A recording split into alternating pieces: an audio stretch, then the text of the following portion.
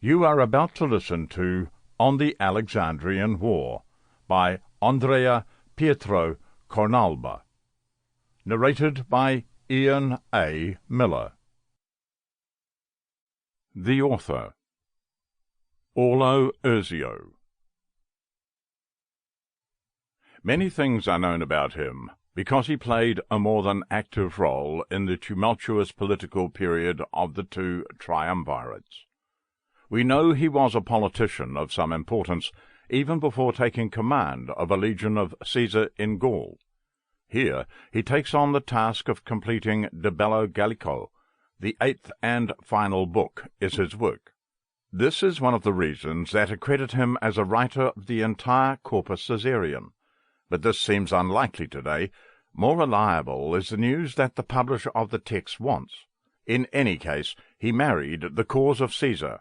It was in Spain and Asia Minor, and that's why we choose to consider him as the author of the Alexandrian, even if we cannot consider it a historical truth, but only an authoritative possibility.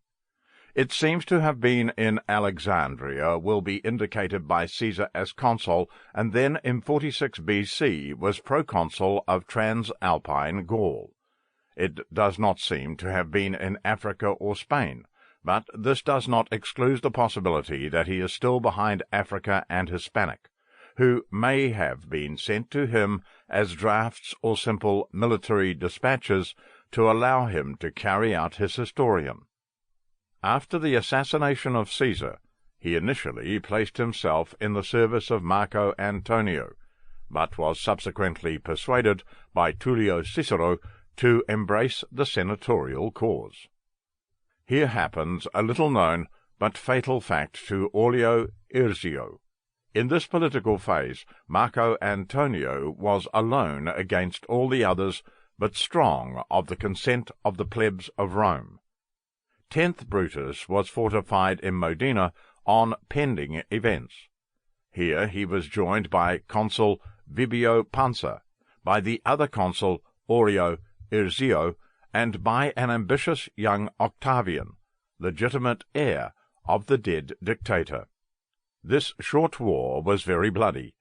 In a first confused battle at Forum Gallorum, the consulo Vibio Pansa was seriously injured, but the legions sent by Aulio Irzio to help his colleague forced the tired Antonio forces to fall back. The losses were huge for both sides. However, this battle did not change the situation. 10th Brutus was besieged in Modena, while Aulio Irzio and Octavian were unable to bring him relief. The injuries sustained by Consul Pansa were fatal to him. Here an episode concerning Aulio Irzio occurs, because the news of the Battle of Forum Gallorum arrived in Rome through a letter from Irzio himself. This made it clear to the senatorial factions that the war against Antonio was won. Cicero pronounces his latest Philippine, in which he praises the two consuls and neglects to mention Octavian, which in all probability will have its weight in the birth of the second triumvirate. While in Rome they were already celebrating, in Modena a new battle was preparing. Irzio and Ottaviano attack the field of Marco Antonio with a daring plan. The consul Irzio, at the command of a legion, was then able to penetrate until he reaches the tent of Antonio, but the latter's counter-attack will cause the death of our Irzio. A melee ignites around the consul's corpse, which is resolved with the intervention of Octavian, who, even if forced to fall back, will manage to recover the corpse. Aulus Hirtius died on April 21st, 43 B.C., but for the record we must report that some important Roman historians make us aware of rumours that attribute to Octavian the murder of Irzio, who was gaining considerable political consensus at the expense of the same shrewd future Octavian Augustus.